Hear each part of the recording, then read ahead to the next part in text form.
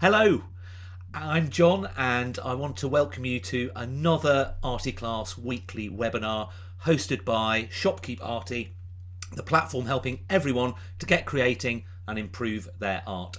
Today I'm joined by Ian Fennelly. Hello, Ian. How are you?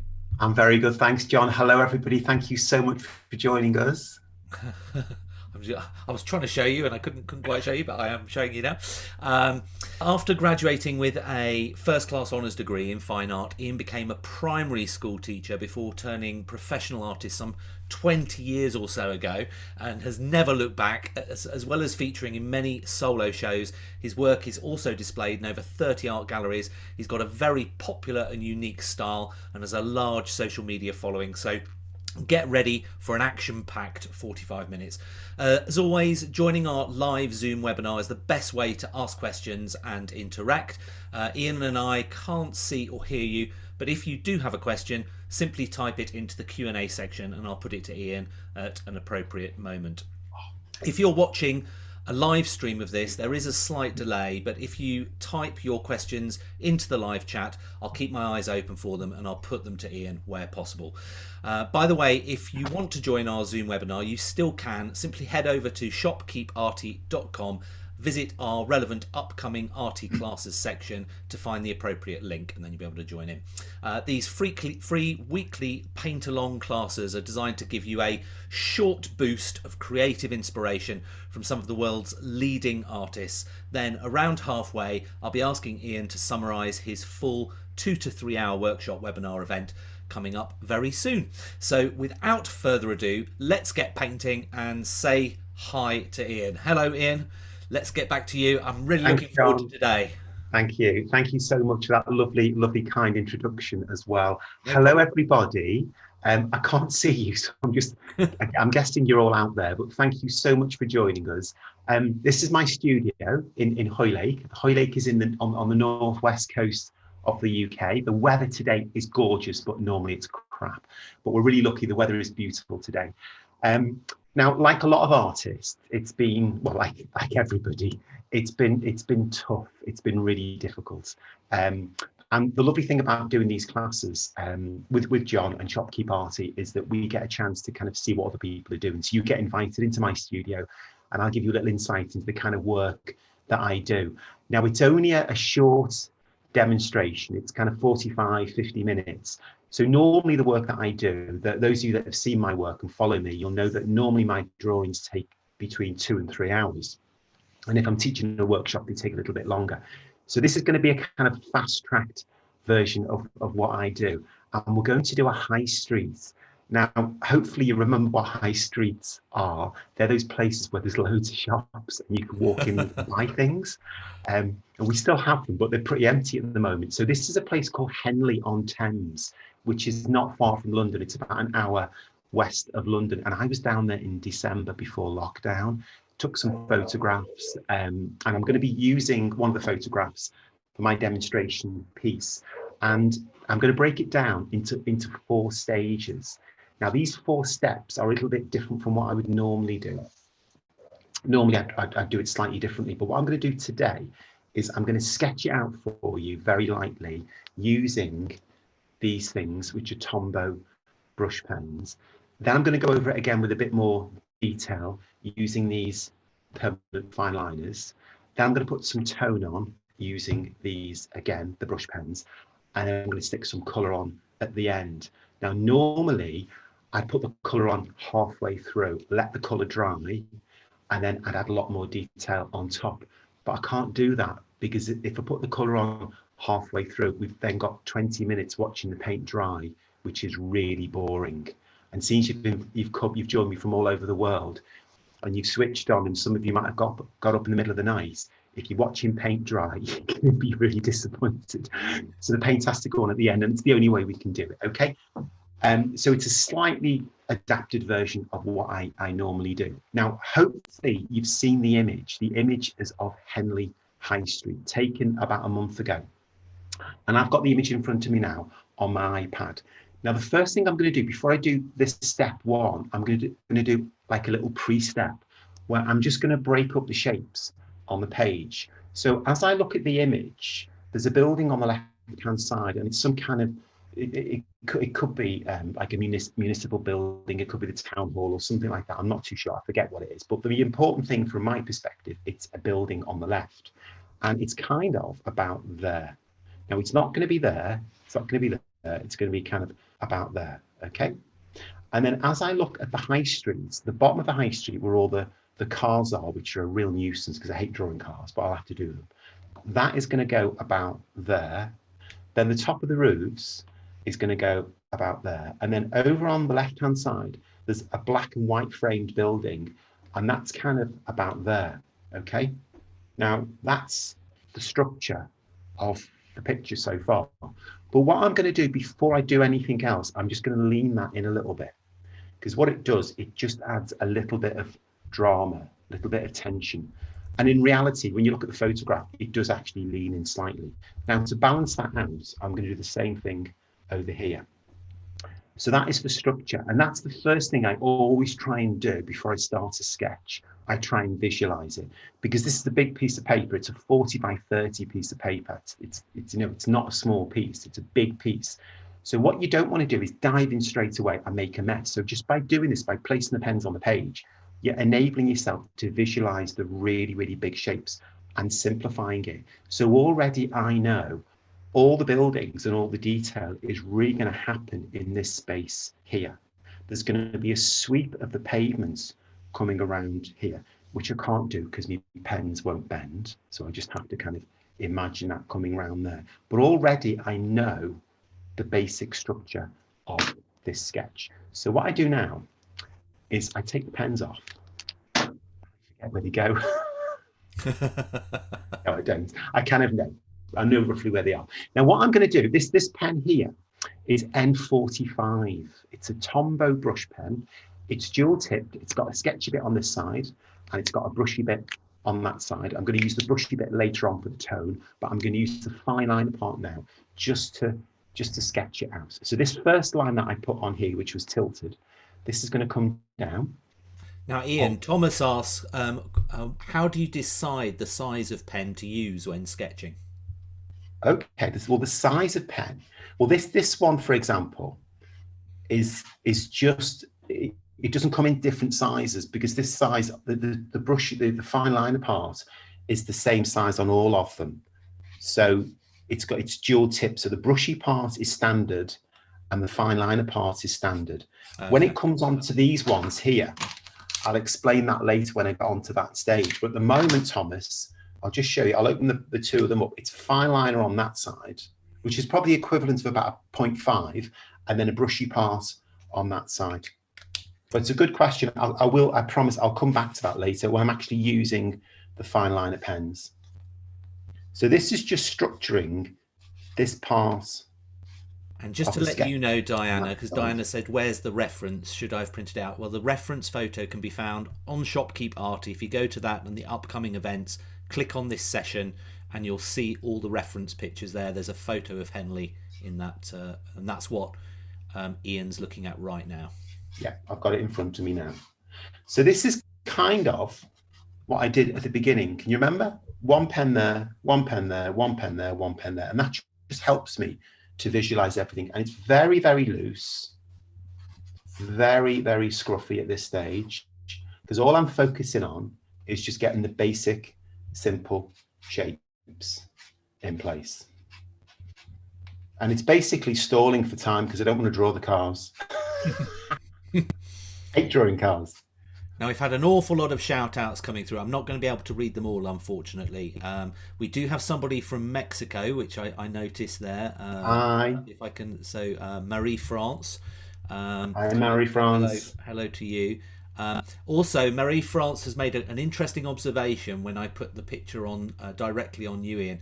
She said that the paintings on your left shoulder are not framed under glass. How are they framed? So I guess that's these ones there, yeah. Those they're oil paintings. Oh right, they're just on canvas. They're on canvas. They're oils. I don't do oils anymore because they just take too long. They're too fiddly. Yeah. But no, they were done a few years ago. But what a brilliant spot. Well done. I know. Fantastic. You get Yeah. the eagle-eyed award. Yeah, Marie that's France. that is amazing. Really good. Yeah, so far I'm just looking, I'm almost looking through what the actual content of the thing is and just trying to simplify it in terms of really, really simple shapes. I'm not even thinking what things are. I'm just seeing everything in terms of lines and shapes. Ian, Louise has asked, can you show the reference photo in shot, and then she can take a photo of the screen to use the reference photo. I know it's a bit of a complicated one, but if you want to just quickly take a photo of that photo, take a photo of the photo, and then yeah, that should be fine. There we go. Okay, If you miss the opportunity, then we'll that's all right. watch this That's later. fine. Perfect. Thank you. Okay, so that is kind of me fast tracking through step number one. What I'm going to do, I'm just going to quickly do a little reference of some of these cars here. And Adam's given a shout out. Hello to all the students watching along at Sarum Academy in Salisbury. There we go. There's a nice little shout out. Oh, Probably all at fantastic. home, I would imagine, rather than actually at the school.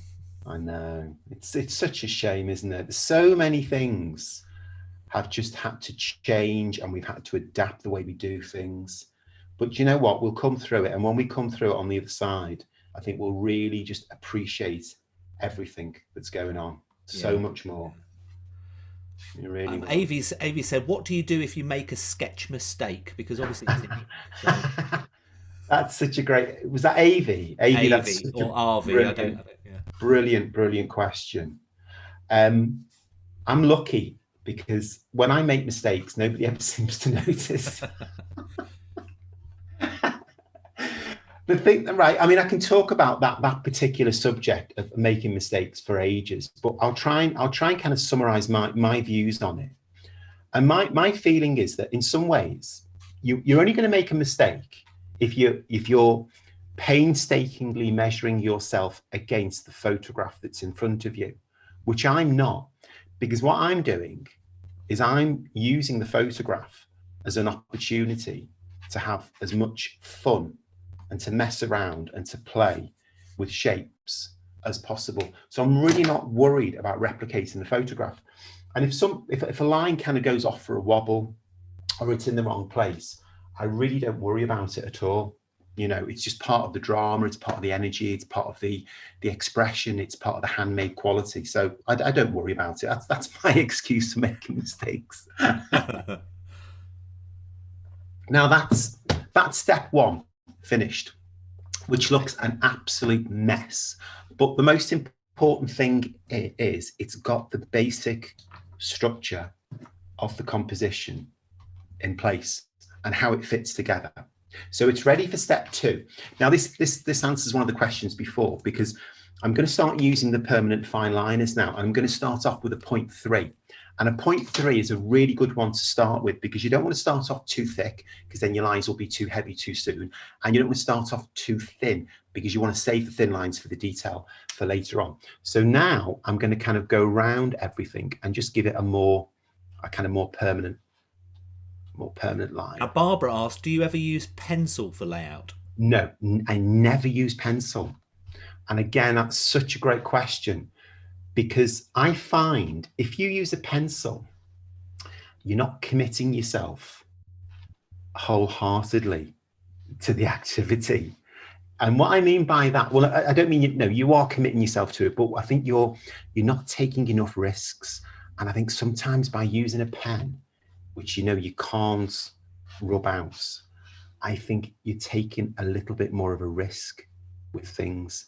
Because in my experience, if I've got a pencil in my hand and I know that in my other hand I've got a rubber, I'm probably not going to try as hard, because I know that if I mess it all up, I can always rub it out.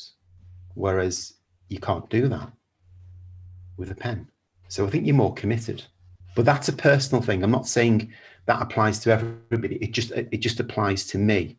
And I can only talk from my own personal experience of things. But I know by having a pen, it forces me to try a lot harder. Yeah. And also I just like the permanence of it as well. You know, you're making these lines, you're making these marks, and they're not going to go away. And I just really like that. Now Loretta said, "Why did you add the cars? Could you use artistic license to leave them out?" But I guess Yeah, you're no, trying to create a bit of yeah, life in the. I absolutely could. And sometimes I would actually miss the cars out, but I just felt because it was a demonstration, you know, it'd be quite nice to actually show people how how bad I am at doing cars. And then Jennifer asked, "Are the pens waterproof or water soluble?" No, these are permanent, so they're waterproof pens. Now the brush pens, the one that I used at the beginning, these are water soluble, so these will disappear slightly. But these pens now that I'm using are permanent. So when you put the paint on later, the paint will not dissolve them at all. They will stay. They won't go anywhere at all. And that's quite an important, you know, key feature really of kind of what's going on. That you don't want the pens to disappear. Otherwise, you know, all that kind of line work that I'm doing at the moment, because I'm starting to put like a little bit of, you know, detail into the car. If you put the watercolor paint on top and everything just disappears, it's quite frustrating really. Sarah's given a shout out to Year 12 students at St John Bosco in Battersea that are watching today. So, hello, St I used to work in Battersea. Oh, did you? Yeah, I was a student in London. I did my arts degree in London, and I worked in a restaurant in Battersea. Yeah, Brilliant. French restaurants. I used to make the puddings and the starters. Yeah, I love London. I miss London so much. One of my very first flats was in Battersea, where I used to live on Battersea Rise. It was called the road. Fantastic. I know it It well. was just above a hairdresser's, and the hairdresser was the landlord, and I used to get my hair cut for free. Fantastic. And then we've got another shout out to another school watching from Antrim in Northern Ireland. Hello to everyone watching from Slemish College in Ballymena. I'm probably going to pronounce that wrong, aren't I? Ballymena. Ballymena. Oh, my dad's Irish, or he was Irish. Unfortunately, he's not with us anymore. But yeah, my dad was from Ireland. Love the place. Yeah. I was meant to be doing workshops there last year with one of the travel companies that I work with. Obviously it got cancelled, as you can imagine, like everything else got cancelled. But we're hoping to do it again in June. And we're doing a tour of Ireland, which I'm really looking forward to. That would be lovely, yeah. It'd be so cool. Yeah. I do apologise. This drawing looks awful. It's like so scruffy. It looks great. So these lines that I'm doing now, obviously with the more permanent fine liner, I'll just go in with a 0.8 now, just to thicken some of these up. Jan Potter's just joined us. Greetings from Vancouver in Canada. Indecently early here, she says. Yep. Wow. I guess that's 8 hours behind. So, yeah, pretty early. Well done, though, for getting up and logging on. Oh, thank you so much. It's just great that so many people have joined us. And, you know, as somebody said before, creativity at this time is just such a great thing to be able to do. And it doesn't matter, you know, where you are on your own personal creative journey. Yeah. You know, it's just great that you have a chance to do it and to try things out. And I think it reinforces our mission. It's the creativity and doing things like this are just so good for mindfulness and mental absolutely health. They really, really are. And it fixes you in the moment as well. Yeah. You know, I mean, I'm having great fun doing this. I've just completely switched off and forgotten everybody's there. But you know, yes, you're on a webinar, Ian, just reminding you. You just lose yourself in it completely. It's great. Now, what I've done, I've kind of gone over everything. So I've kind of made those initial lines a lot more secure now. Okay, so everything's a lot more kind of permanent. It's still, oh my God, it looks awful on that screen. It actually looks a lot better here in real life. It's really, really scruffy still. So what I'm going to do now, I'm going to go in with a thinner pen. I'm going to go in with a 0.2 now. and start going inside the shapes again, because it's all about layers of looking. So you start off looking at everything in very, very simple terms to enable you to place it on the page accurately and to get your perspective in. Then you go inside it again to go in with your medium shapes to give it more kind of realism and more reference to what's really there. And now I'm going to go in even deeper again.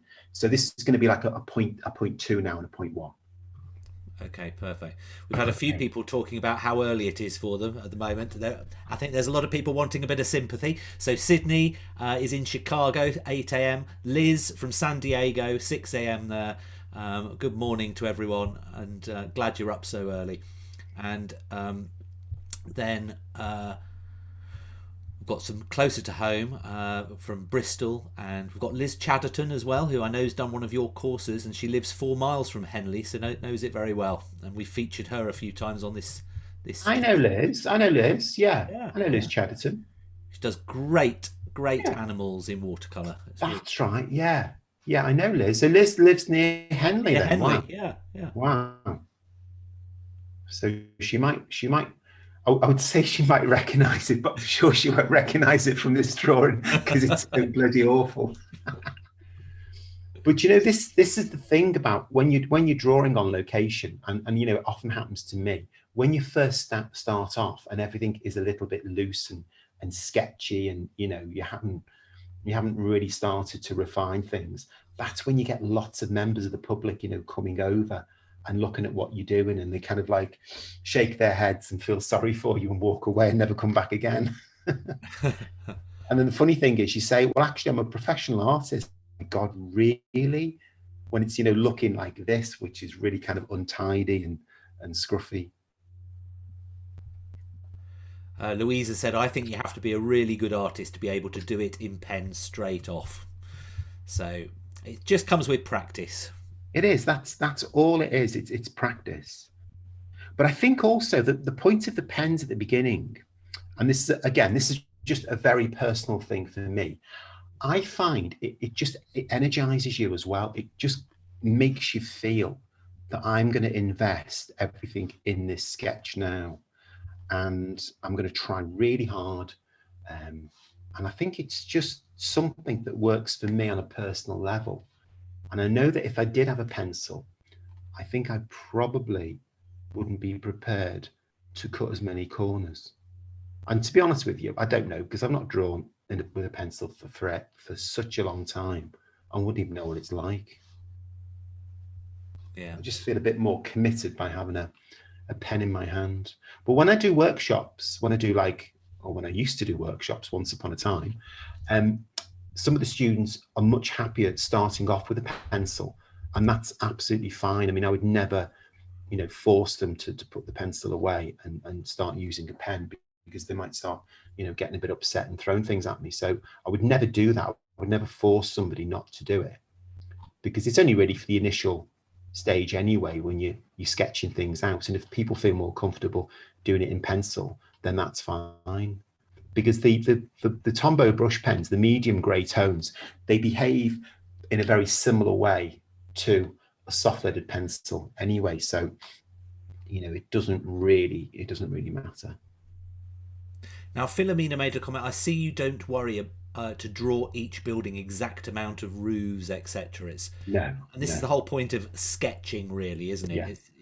Yeah. I mean, life, really, Philomena, life is way too short to count chimneys and windows and roofs and doors. So what I do is I feel it's more important to fit this. I'm just going to use the pens again to fit that shape, which is the kind of the structure, to fit that on the page. Now, in reality, when I look at the photograph, this building here should be stretching right out. It should go much further over, but that's not going to make as interesting a shape on my page. So it's all about how the shape fits. And then within that shape, it's me telling the story that I want to tell. And if I want to tell the story that these buildings here have kind of disappeared, they're not there, they're not as important as I feel they are, then I'm just not going to tell that story. Also, there's a massive big car down here, huge big car park there. That's just not happening at all, because if I put that car in, it's going to distract everything. It's going to make this corner of the page so much more important. and I don't want to do that. I just want this corner of the page to act as a structure. So all the time, you're constantly, editing things and making decisions about what's going to work within the picture, and what's going to stay out, and all of that is just to do with creativity and thinking really hard about the kind of image that you want to create. So we have an award which will go to Susan Tang for the most dedicated person. The earliest time so far, 1:20 a.m. in Sydney. Oh wow, Susan! I think I know Susan. I think I know you on Instagram. I think you messaged me or commented a few times about some of the stuff that I've done. That's so amazing. Thank you. I hope you're going to go back to bed afterwards, Susan.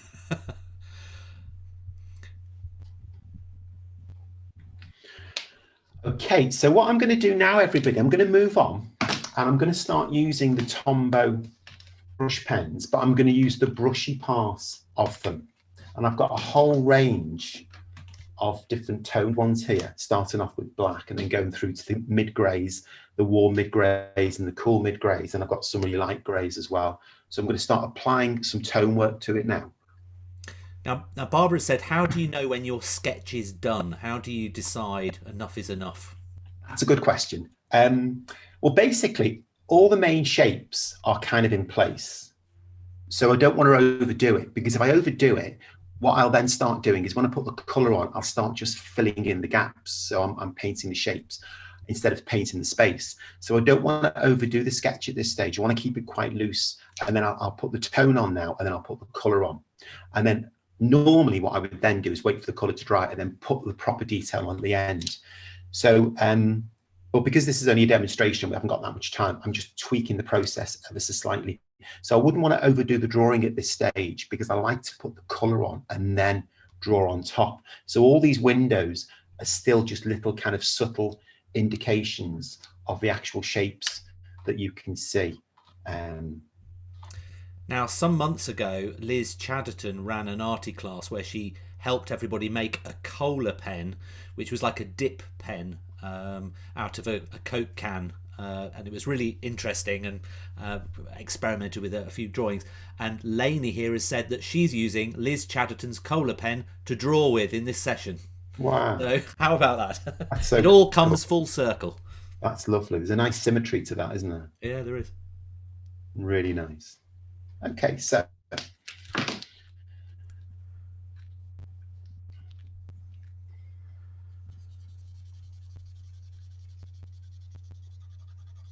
this is just a light grey, and you can actually see, sometimes it'll smudge a little bit. You see with the black, so the black fine liner that I put on before, these will just smudge in a little bit like that, which is really nice. Just changes the tonal value slightly.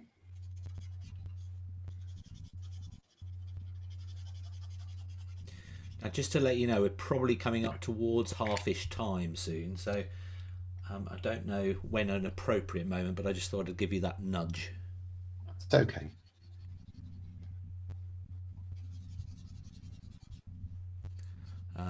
Alisa says hello from Raynham Girls on YouTube. DN on YouTube says you should see my scruffy drawings, so that's quite funny. I love that. That's brilliant. You should do a workshop on scruffy drawings. Yes.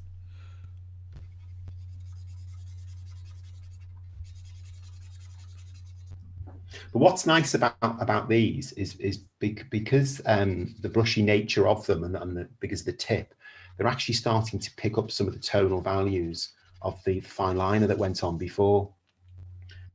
So it gives a nice kind of smudging effect. It's almost like working in charcoal. It's not charcoal, obviously, it's nothing like charcoal, but it gives a similar kind of feel to it. You're blending.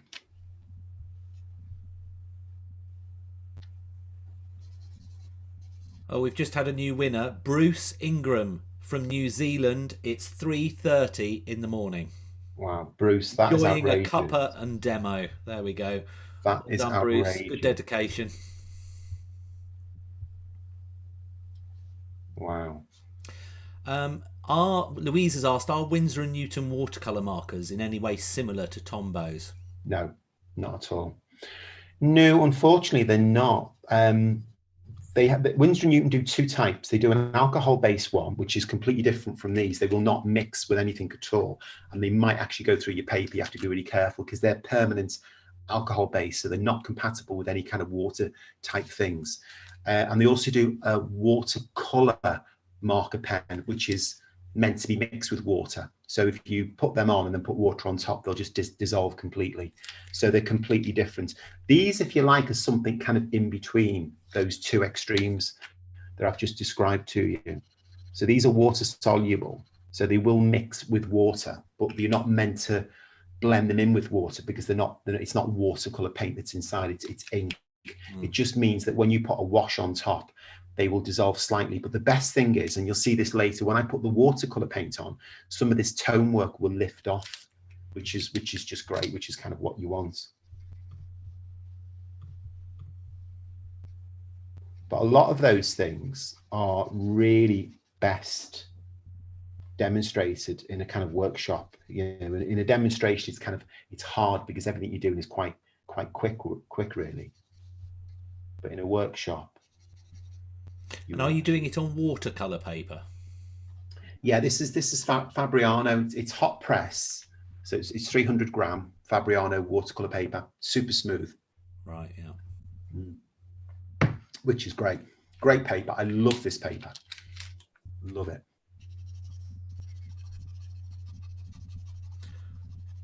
Right, so what do you think, if you keep on tinkering a little bit, why don't we just stop a little bit for a half-time break? What do you think? Or do you want to wait until you've finished this shade? Oh, I don't mind carrying on. I'm happy. I mean, I can multitask. So if you want to, okay, if you want to talk, I wouldn't about mind. something. Also, obviously, you're going to be talking a bit about your upcoming workshop. Well, so I'll hand over to you a bit more on that. But for the time being, how are you getting on?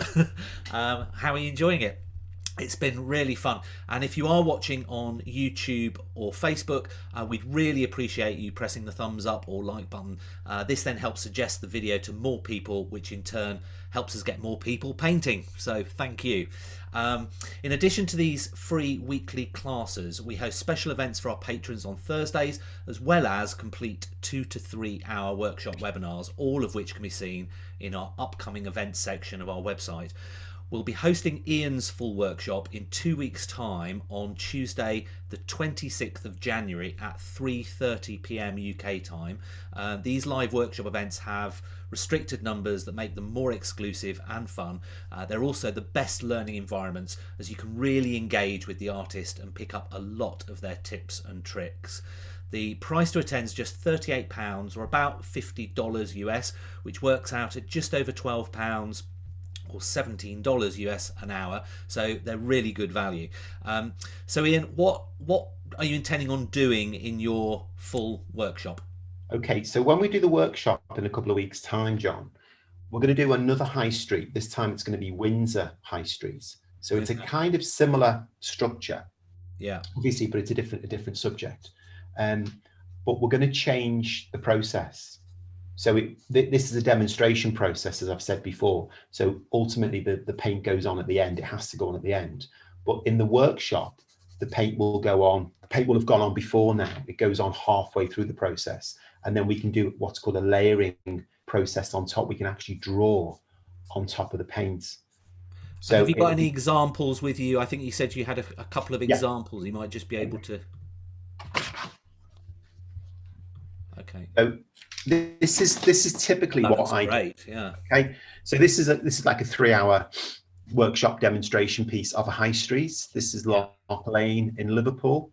So this would have been drawn slightly differently from what I'm doing now. So I would have sketched it out first with the brush pen, put the line work on with the fine liner, then put the colour on, then put the tone on with the brush pen, which I'm doing at the moment, and then done the detail. So you have to change the process because of the time issue. And here's another one. This is not far from where I live. This is Oxton Village.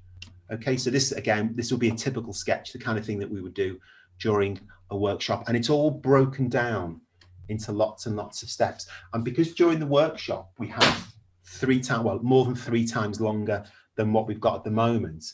You know, we can actually pause in between. So for example, when I demonstrate something, so say I demonstrate step 1 and we sketch it all out really lightly, I mean, I'll just pause for a few minutes and chat and recap on some of the skills while everybody else is doing their work.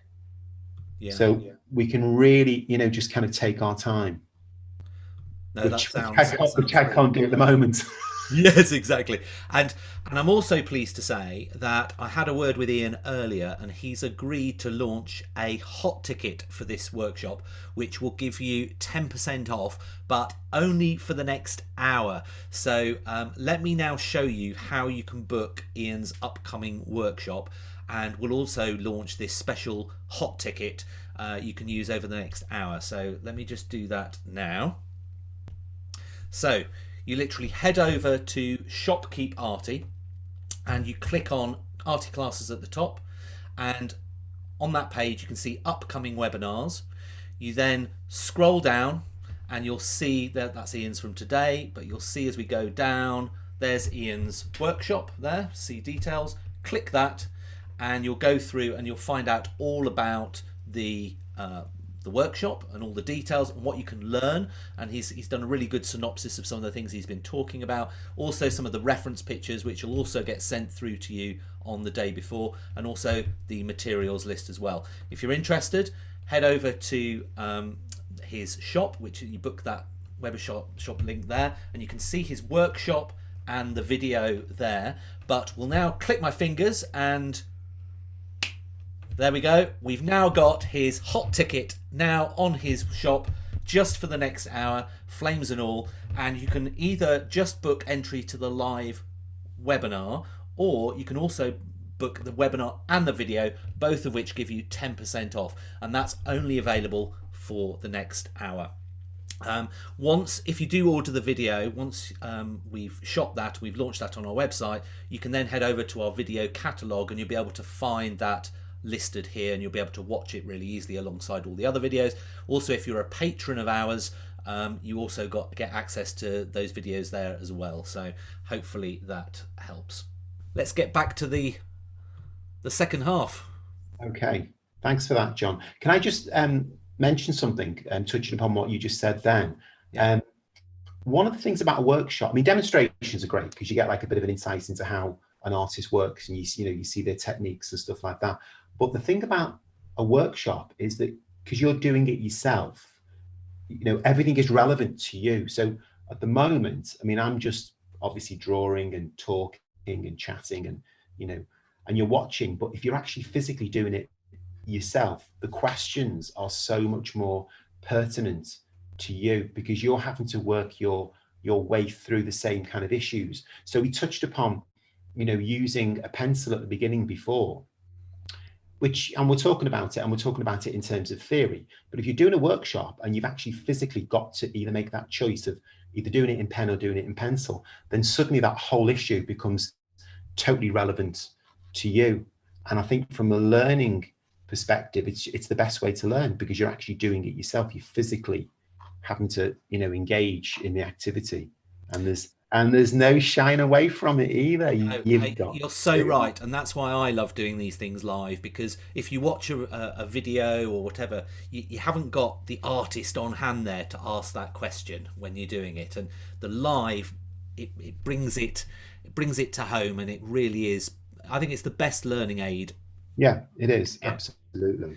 Now, Bobby's actually said, in case in point, I don't know anything about pens. Can you say again what you're using for the shading part? Yes. So at the moment, I'm using Bob. This is a fine liner. This is a 0.3 permanent fine liner. Okay. And the brand that I'm using at the moment is Derwent's, but there are loads of different brands on the market. There's Faber-Castell, there's Pilots. There's loads of them, you know, there's all sorts. Just go into any art shop, or you can just buy them. Well, no, don't go into an art shop at the moment. Go online, buy them online. And there's loads and loads and loads of permanent fine liners. The other thing that I use, these are brush pens. So these are Tombow brush pens, and they're not black. Well, some of them are black, but they come in a whole range of grey tones. and they're fantastic just for developing tone and for sketching things out really, really lightly. But the thing is, again, you know, going back to the point we're making, you've got to have a go at these things. You know, this is how you learn. This is how you learn in creativity, by actually physically doing it yourself. You know, you can spend forever looking at, you know, YouTube clips and worrying about things, but ultimately, you know, you need to just go and have a little go yourself and work it out and make mistakes. But don't forget to enjoy it, because it is so much fun to do. Yeah. Bobby also made a comment that she loves the fact that there are classes of students attending these sessions. How great for kids to get to see wonderful artists' work. Too right, Bobby. It's great, isn't it? And I think more students should get to watch these things, because I think having a bit of creativity and art in your life can't go wrong. Wonderful. Right, a couple more minutes, and then I am going to throw a bit of colour on.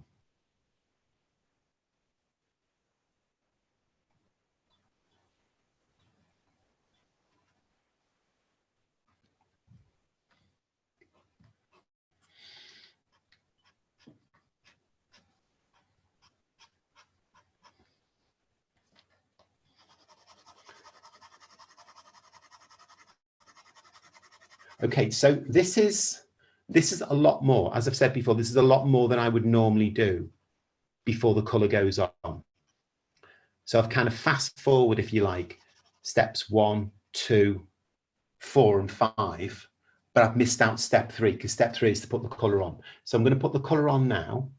And before I do that, I'm just going to show you my paints. So this is my paint palette. I use Windsor & Newton paints. And I've actually got, this is really sad, I've got 6 of these palettes, 6 of them. And I mean, to prove I've got 6, they're all here on the shelf, look. They're all here. I've got 6 of them. And each of these palettes has got a slightly different combination of colours. Black and white and ultramarine blue are in every one. Those 3 colours, black, white, ultramarine, are in all of them. Things like burnt sienna are probably in, say, 3 of them, you know, and then odd colours like cobalt turquoise light might only be in 1. But they're all set out in a certain way. And I always start off with white, and then I go through the yellows and the reds and the deep reds in this section, and then the browns are here, then the greens are here, and then we go back from the blues. Now, this particular palette, out of the 6 of them, is predominantly brown and blue, because it's got four blues in. It's actually got 3 greens as well. Some of the other palettes might only have, say, 2 blues and no greens. So they're all different, and they don't bear any relation to what I'm going to go off and draw and paint. They're just for fun. It just keeps it interesting. So if I go off on a trip somewhere, like, for example, the last trip I went on was Germany in the summer. I did workshops in Germany. I took 4 of these palettes with me, and each day I had a different one. So it's like, oh, wow, these guys are coming out to play today. These are the colours that I'm going to be using today. Because I can kind of paint any scene with any range of colours. It doesn't matter, because, you know, I just kind of make the stuff up as I go along anyway, so I'm not bothered. So this is the particular palette that I'm going to be using. And I'll just quickly go through the colours. So that's white, that's Windsor Yellow Deep, that's transparent orange, which I'm going to stick on. That is the most gorgeous colour. Transparent orange is amazing. That's Windsor Orange, that's Permanent Mauve, that is burnt umber, burnt sienna, raw sienna, cobalt turquoise light, Hooker's green and cobalt green, and then the blues are cerulean, ultramarine, Windsor blue, Prussian blue, and black. Now, I'm not going to use all of these colours, because I only really use about 4 or 5, maybe 6. So I'm not going to use all of them, but I'm definitely going to use that colour there, which is the transparent orange. It's gorgeous. It's like real beautiful colour. And I'm definitely going to use cerulean blue. And I'm just going to play with those 2. So cerulean blue, transparent orange, which are complete extremes. Okay, one super warm, super cold. Okay, I'm just going to play with them and see what happens. And then I might bring in a little bit of burnt umber, and I might bring in a little bit of a deeper blue, maybe a Prussian blue or a Windsor blue, but that is all I'm planning on doing at this stage. I'm just going to wake them up a little bit by spraying a little spray of water there. Can you see? Yep. Little spray bottle. Just wake them up because they're quite sleepy. They haven't been out to play for a while. I've got just to let you know how many questions we haven't got round to yet. We've got 87 plus all the other live chats. So I think if you want all your questions answering, join the workshop because we'll have a lot more time. Can I just, am I getting loads of questions because I'm just rubbish at explaining things? No, it's just, oh gosh, it's difficult. So I am selecting a few here and there, but I just can't get around to everybody's, unfortunately. So sorry about that. Let me just quickly show you the brushes. Okay, these are called pastry brushes. They're not really pastry brushes, they're flat, but I call them pastry brushes. Okay, so we've got daddy pastry brush, mummy pastry brush, and baby pastry brush after the 3 bears. We've got a round-headed one there, big round-headed one, small round-headed one, which I don't often use, but I just have them because it looks really good. And then these are the most important ones. These are the riggers. So big rigger and small rigger. That's a 1 and that's a 0. So they're my brushes, okay? I mainly use the pastry brushes and the riggers, and I'm just gonna have some super fun. Now check out this transparent orange. I'm going to put it on top of that very light grey. Check this out. Just look at that. And I'm using the rigger, and it's just basically drawing in paint, but because the brush pens are water soluble, it's picking up some of the grey tones underneath, which is ultimately calming down some of the colours. It's really cool. Now Jennifer's asked, what's so special about transparent orange? It's not one I'm familiar with. Well, there's nothing special. It just looks nice.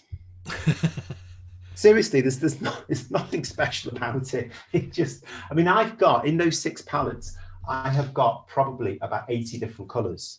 So, you know, you can't use all of them all the time, but, you know, you've just got to bring them all out to play at some point. So, but I think it's a nice colour to use alongside a cool blue, like a cerulean blue. The two of them just work so nicely together. But when you're painting, when you're doing a sketch like this, you know, you can achieve the same kind of effect with so many different colours. I mean, I'm using that transparent orange now. It doesn't have to be transparent orange. It could be a burnt sienna, or it could be an alizarin crimson, or it could be a raw sienna. You know, there's so many different colours you can use.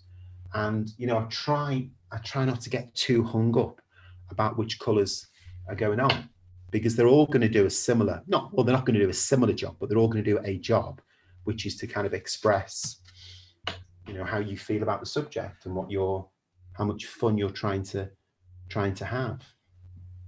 And it's, you know, it's just got to be fun. It's got to be fun, which is why I don't count windows. And I've had a couple of comments about your palette. What palette? They were admiring it from afar. Yeah, it's made by Frank Herring. Frank Herring, he makes them. Okay. And yeah, they're great. I've got loads of them. They're great. And the plastic, the metal ones tend to rust, especially the way I use them. And Fran on Facebook said, has he wet the paper at all? Yes, he has. No, I haven't wet the paper. Oh, I can see it wet at the top. Oh, is it where you've sprayed it? No. What happened was when I was spraying it before, it went through that hole where you put. Okay. Yeah, no, I didn't spray it. I mean, you can spray it, Fran, if you want to. You feel it's important to, but no, I tend not to bother, because I wax so much colour on anyway. You know, it's going to get wet. So no, I don't really bother. Right, this is ultramarine blue now. Gorgeous. And the great thing about these riggers is you can just take a line for a walk with them. See, They just keep going and going and going. And these are acrylic riggers as well. You can buy watercolor riggers, but they're not as long, and so they don't hold as much paint. So they run out a lot more quickly. Whereas these bad boys just go on forever. They're brilliant. Love them.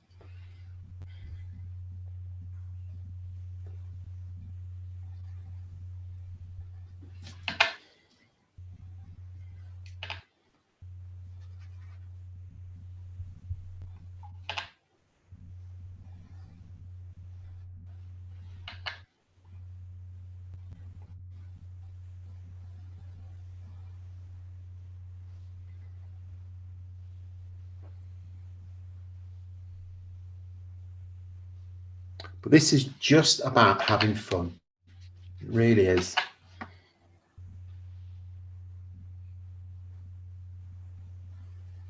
Adele's asked, can Ian recommend another media for applying tone? Thinking in terms of a school budget and not having access to those fancy pens. I have to have a think about that. Yeah, they are expensive, unfortunately. Well, when I say expensive, they're about £3.50 each, probably about $4 or $5. You can't. There's no cheap way of applying tone like this. I suppose the only other thing you could do is just buy some fine liner pens and use a hatching technique, because I apply tone using hatching techniques as well. It's not quite the same, but unfortunately there is no other alternative, because obviously I work a lot in schools, and I'd love to be able to do this with the children in schools, because it's such an easy way of developing tone. But unfortunately, there's no cheap alternative. It's like anything, if you do buy a cheap alternative, it just won't do it.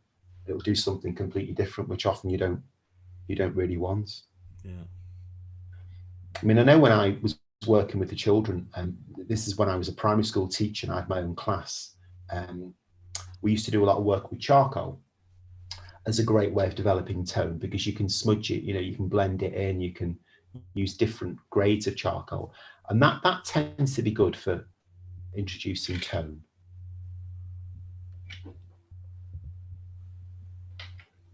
Ed Deleuve on YouTube, what a great name, Ed, said, what about diluted ink for tone?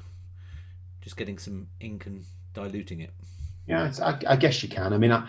I couldn't really say, because it's not something I've ever done. When I work with children in schools, or when I used to work with children in schools, bizarrely, we mainly did sculpture.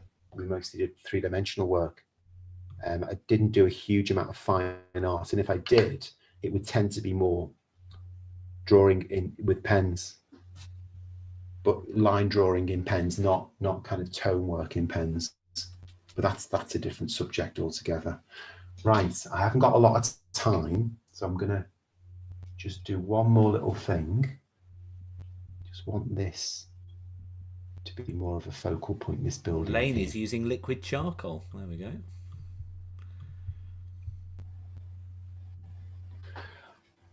I think in response to that question about using tone with children, I think I would, if it was me, if I was a class teacher, I would just go on YouTube and just see what people are doing. Yeah. And that's the great thing about YouTube as a tool now. There are so many amazing practitioners who just post stuff up, and you can really see what they get up to. Yeah.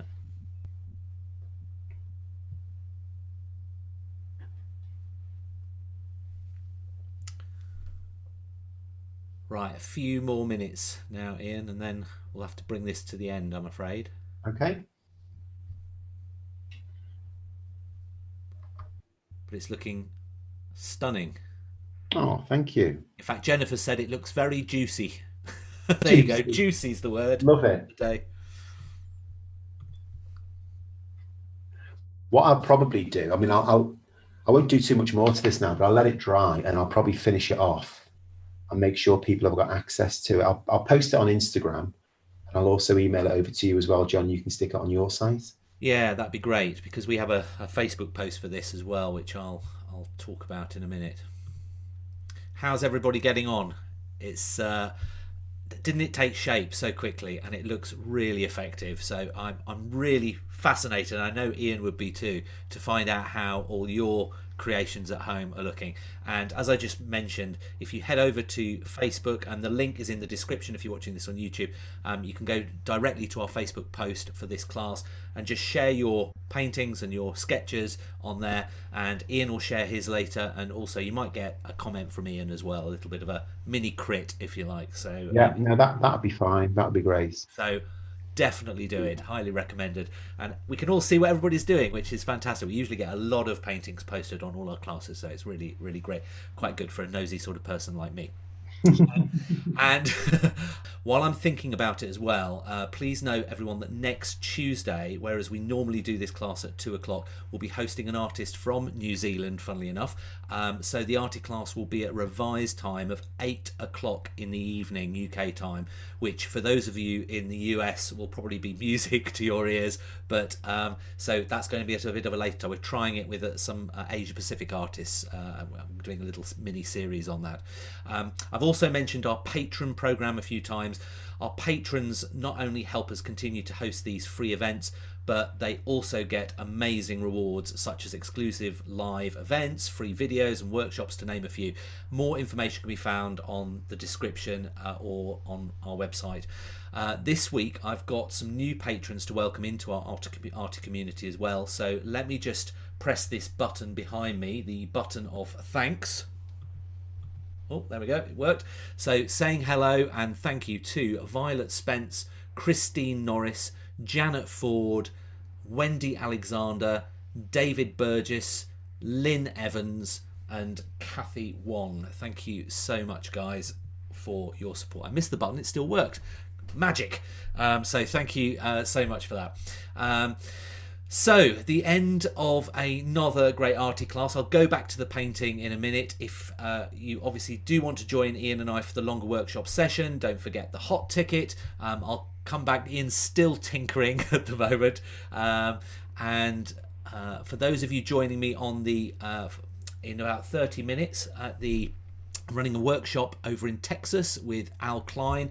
We're going to be doing dogs, a portrait, and also a sort of a dog in motion. So that will be quite fun.